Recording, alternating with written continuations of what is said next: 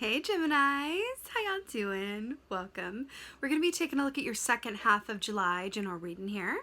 So in your meditation, very interesting, I saw Ben Stiller as he is in the movie Walter Mitty. I think there's more to that title, but anyway, Walter Mitty, and then it came across as The Secret Life of Walter Mitty, which is really interesting, but basically, long story short, in that movie, Ben Stiller kind of has like a fantasy life of how he would be, how he would respond to people, actions he would take if he were like the, a version of him that knew no fear, right? And then he has the actual reality. So he's kind of like timid in real life. He kind of doesn't go for things.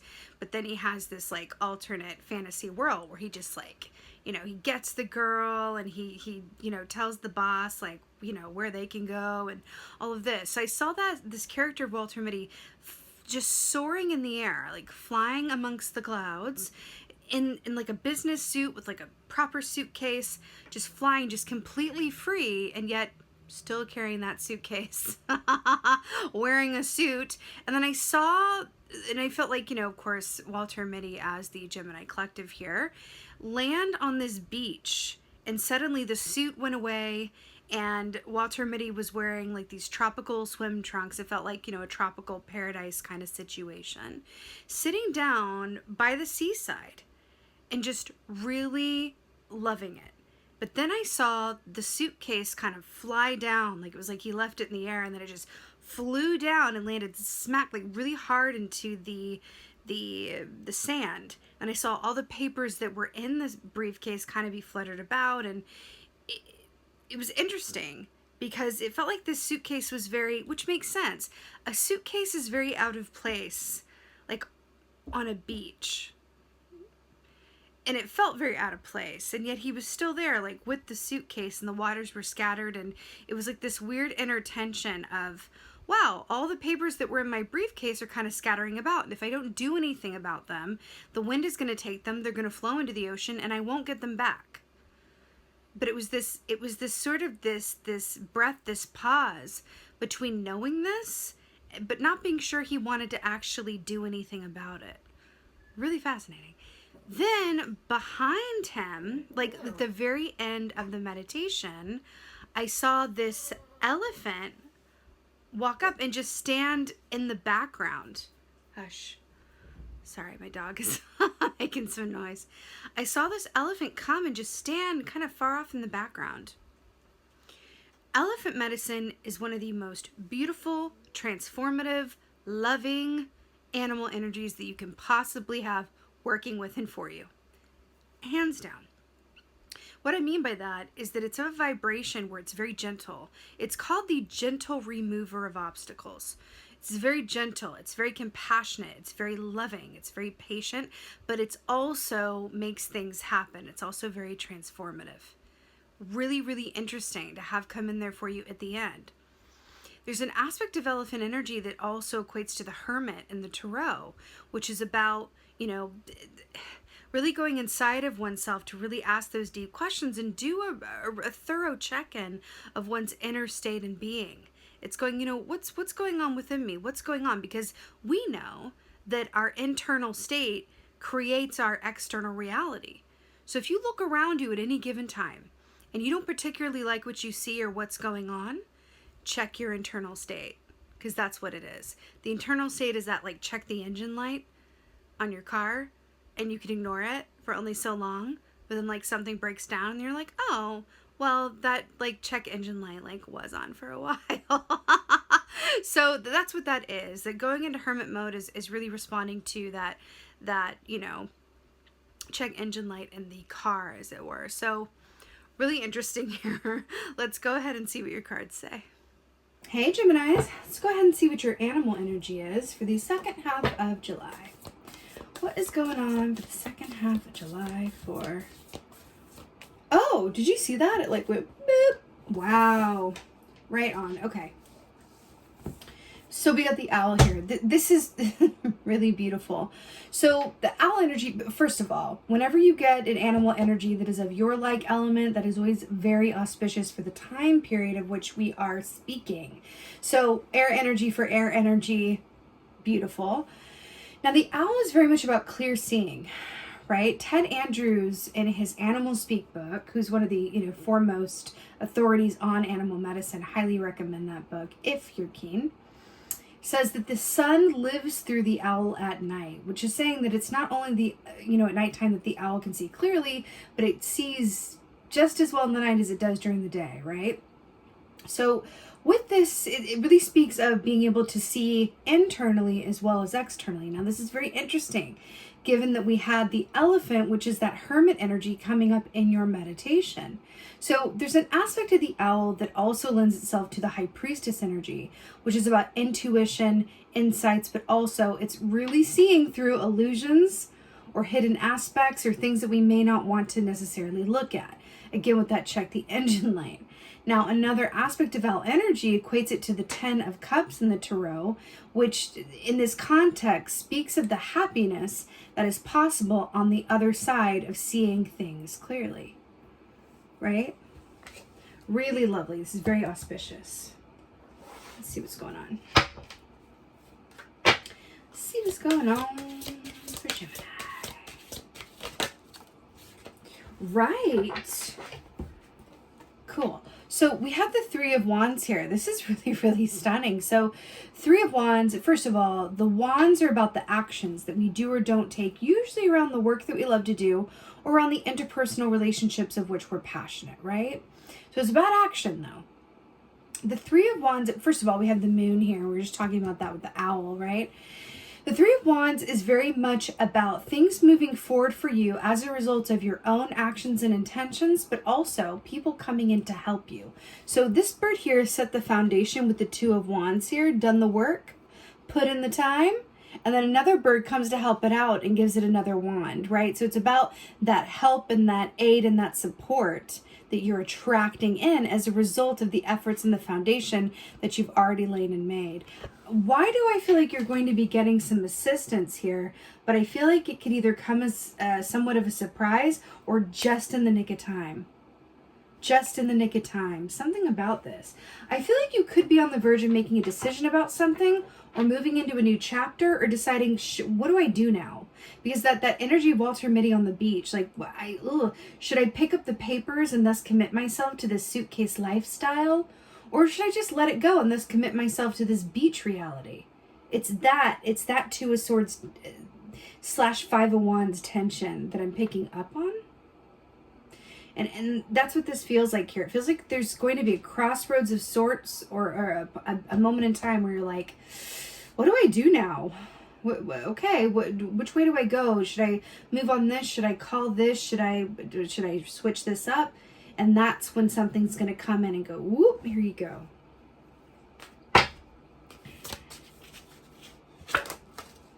Oh, brilliant. Wow, Gemini, hello. Ace of Cups. Okay. Did I not say that Ted Andrews in his Animal Speak book said that the sun lives through the owl at night? Hello. You know, it's interesting here with this Ace of Cups. Traditionally speaking, Ace of Cups is about fertility, abundance, but it's about a lot of intuitive information and also self-care, right? This is really, really interesting. I feel like this sun, there's something about those of you who are watching this who have your sun specifically in Gemini. I feel like this is very specific to you in this context of the lotus flower that's sitting within this Ace of Cups. So the lotus flower is beautiful, right? But it comes up from the muck and the dirt and the excrement. It's not nice, right? And only when it comes up top can you not see everything that it took, all the dirt and excrement it took to get there, to get to the top. You know what I'm seeing? I'm seeing an image from Shawshank Redemption where Andy Dufresne, if you're not familiar, I'm gonna let you know. It's just the movies are coming through in this reading like a lot for you. He, not to give a spoiler alert, but he basically digs his way out of this prison, right? And he has to go through all of this like human excrement, just like so much of it to get to the other side. And when he gets out and he's breathing the night air for as a free man for the first time in a long time, That's the lotus flower moment. But what he had to do to get there, it took like 20 years of planning and consistent effort to get there. And there's something I feel like is hearkening to something that you've put a lot of effort into or planning into. The tunnel is going to come out on the other side, and there's going to be a transition point around this. It really feels that way. It feels like there's also an aspect of this that says, like, there's an acknowledgement of where you've been, and there's an acknowledgement of this tension within you that goes, well, where am I going?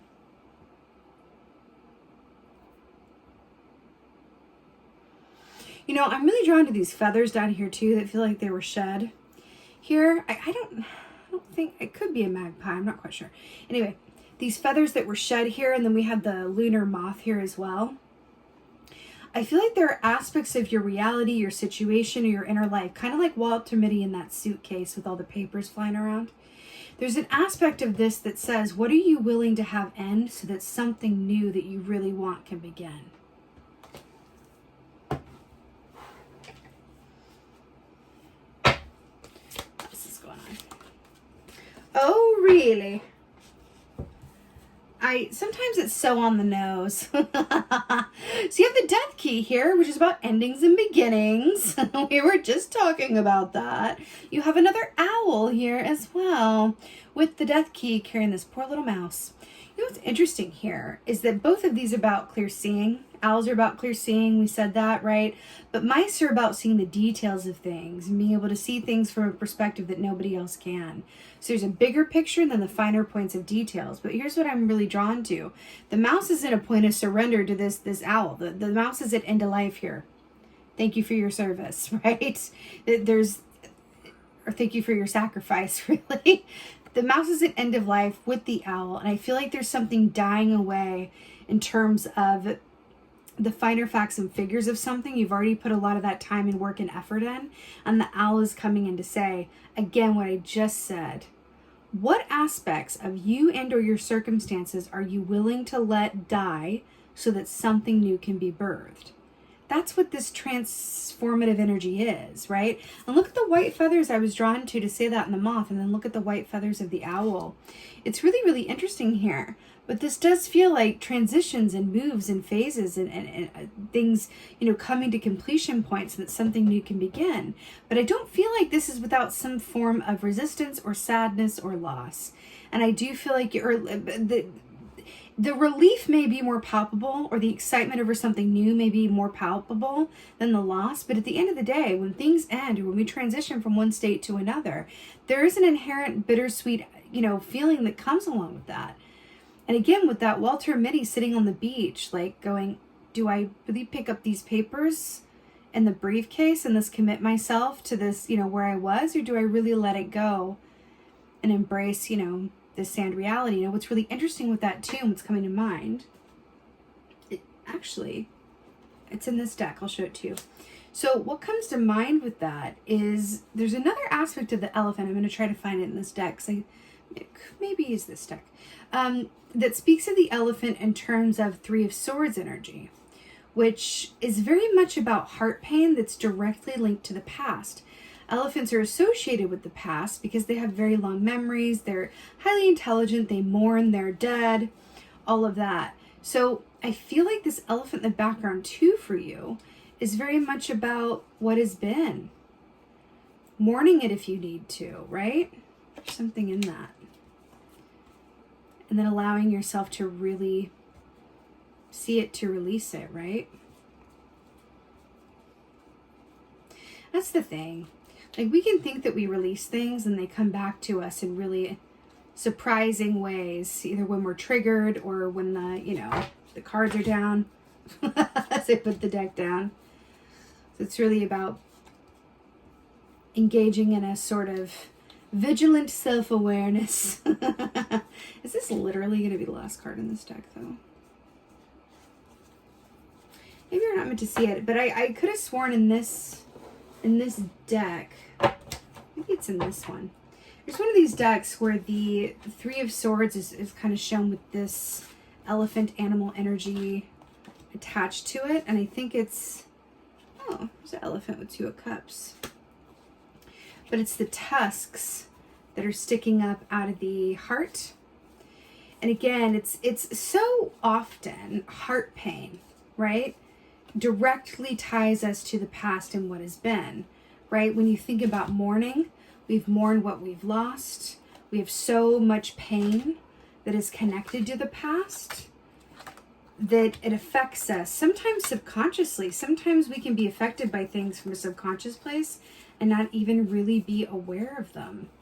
And that's when it's really important for us to assume the hermit position as it was and really engage in some self-awareness so that we're not subconsciously affected by our fears or the past pain or whatever it is. Ah, okay. Hope this was worth the wait. Here we go. 3 of Swords. Here we go. Oh, feather. Elephant tusks and feather.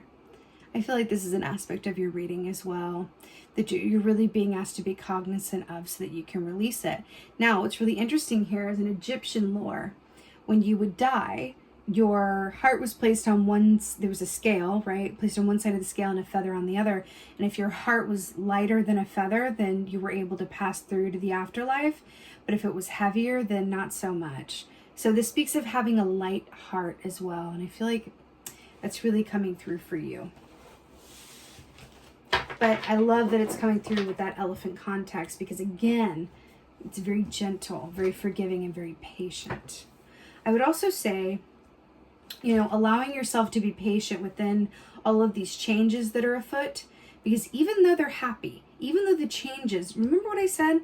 The change and self-awareness that leads you to a 10 of Cups reality, which is complete emotional fulfillment, happy home and family, peace, rainbows, right? Is in the traditional Rider-Waite tarots. It's like a rainbow with the 10 of Cups.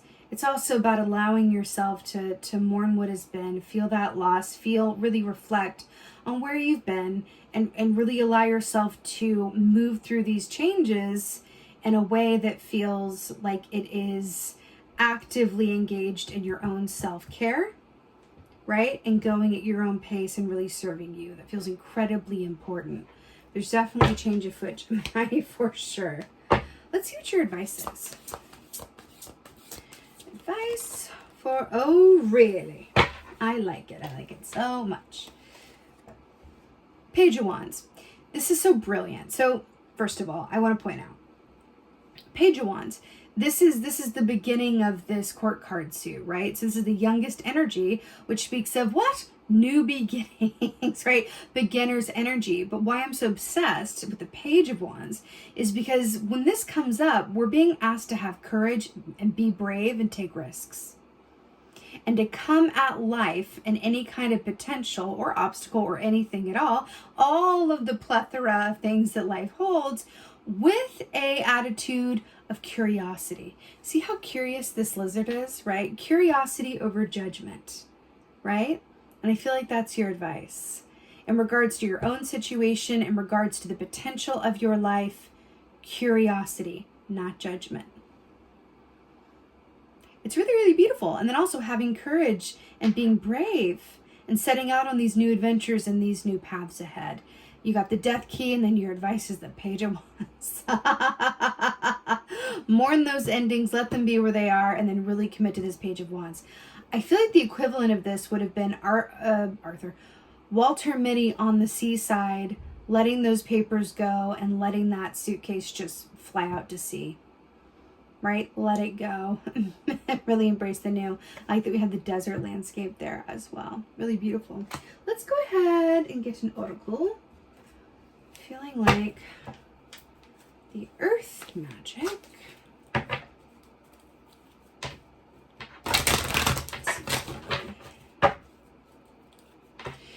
Another aspect of the Page of Wands would be curiosity over judgment.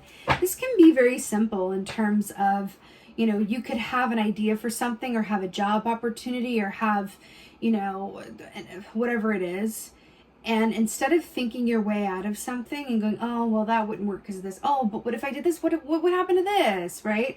Instead of that, being curious, because that can be judgment as well. Thinking your way out of something or cutting something off before it even begins can be judgment as well. Judgment that things are going to go how they've gone before. Judgment because the past is influencing you. Judgment because you feel like you don't deserve anything else than for things to be difficult to be worth it, whatever that is.